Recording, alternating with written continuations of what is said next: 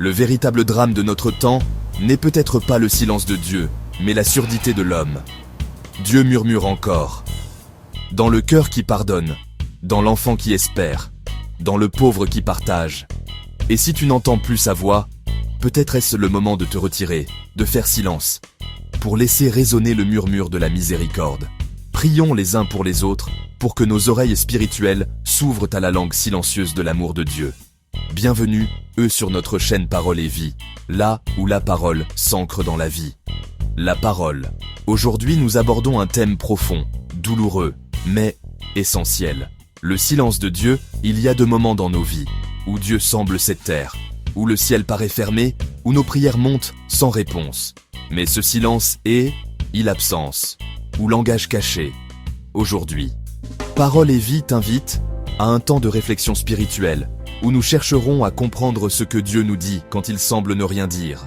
Il est des jours où la terre tout entière semble gémir sous le poids de ses douleurs, où les avenues de l'histoire deviennent de véritables vallées de lamentation. Les hommes crient, les femmes pleurent, les enfants fuient, et les prières s'élèvent vers le ciel comme une marée de détresse. Pourtant, Dieu demeure silencieux. Il ne tonne pas, ne déchire pas les cieux, ne répond pas à la manière des puissants. Ce silence Habacuc l'a vécu dans sa réalité, dense et pesant comme la pierre d'un tombeau, s'impose parfois comme une épreuve presque insoutenable pour la foi humaine. Dans les hôpitaux où la souffrance s'étire sans remède, dans la société où la faim, la crise ronge à la fois le corps et esprit, dans les villes où la solitude étouffe les cœurs, où l'indifférence est devenue monnaie courante, face à tout ça, une même interrogation nous habite tous et monte vers le ciel. Où es-tu, Seigneur ? Les prières paraissent se perdre dans l'éther, les croyants vacillent, et l'on en vient à penser que Dieu aurait détourné son visage du monde qu'il a pourtant façonné de ses mains. Mais si Dieu semble se taire, ce silence n'est peut-être pas un refus de répondre, il est un appel à écouter autrement. Car un Dieu silencieux n'est pas un Dieu absent. Son mutisme peut être un langage plus profond, une pédagogie du cœur destinée à purifier la foi. Peut-être veut-il que nos cris de désespoir deviennent des prières de confiance, et nos révoltes, des abandons. Le silence de Dieu, au cœur de la tempête moderne, ne traduit pas l'absence de sa présence, mais le secret de sa patience. Il est cet espace intérieur où Dieu confie à l'humanité la responsabilité de la parole, la liberté du choix et la dignité du courage. Dieu ne s'impose pas comme un tyran céleste. Il attend que notre cri se transforme en prière, que notre colère se convertisse en espérance. Il se manifeste discrètement dans la blessure des peuples, dans le regard des pauvres, dans le souffle fragile de ceux qui persévèrent à croire au milieu des ruines. Du désespoir surgit toujours une aurore d'espérance, celle d'un monde réconcilié, d'une vie restaurée, d'une stérilité féconde, d'une dignité retrouvée, d'un exilé accueilli. Dans l'immensité de cet océan du silence de Dieu, comment consoler un homme en deuil, une famille déchirée, un chrétien persévérant mais rien ne marche dans sa vie, une femme sans enfant espérant en avoir un malade sans traitement, un sans-abri, une mère dont l'enfant est malade. Notre époque, saturée d'immédiateté, voudrait un Dieu spectaculaire, rapide à intervenir, prompt à rétablir la justice à la manière des hommes, artificiel et faux. Or, le vrai Dieu n'est pas tout ça. Le Dieu de la foi chrétienne, le Dieu de nos péresses et de nos ancêtres agit autrement. Il agit dans la discrétion du cœur et dans les profondeurs du mystère. Son silence est celui d'un père qui contemple la croissance de ses enfants, parfois maladroits, souvent violents, mais toujours porteurs de la possibilité du bien.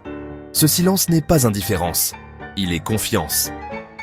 Dieu croit encore en l'homme, même lorsque l'homme a cessé de croire en lui. Il demeure fidèle à ses rendez-vous, même lorsque nous les manquons. Il garde les bras ouverts, même lorsque les nôtres restent croisés. Les cris de notre temps sont multiples et terribles. Cris des migrants engloutis par la mer, cris des femmes humiliées, cris des jeunes désespérés en quête de sens, cris d'une planète épuisée par l'avidité humaine. Et dans ce tumulte, la voix de Dieu semble ténue, presque imperceptible, mais elle persiste. Car si Dieu se tait, c'est peut-être que l'humanité a trahi la beauté de son œuvre, souillé la pureté de la création. Pourtant, sa parole n'a pas disparu.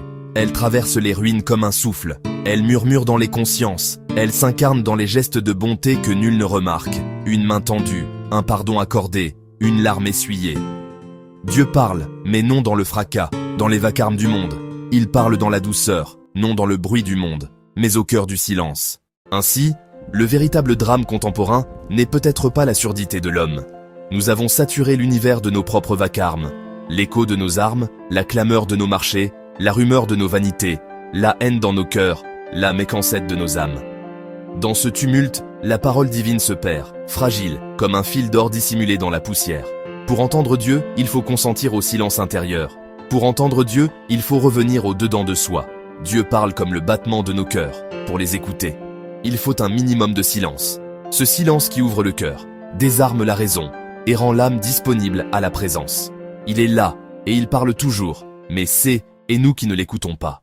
Dieu ne répond pas toujours aux cris de détresse par des prodiges, mais par des hommes et des femmes qui deviennent eux-mêmes sa réponse. Chaque acte de compassion, chaque geste de justice, chaque regard de tendresse, chaque pain partagé est une parole de Dieu incarnée dans l'histoire.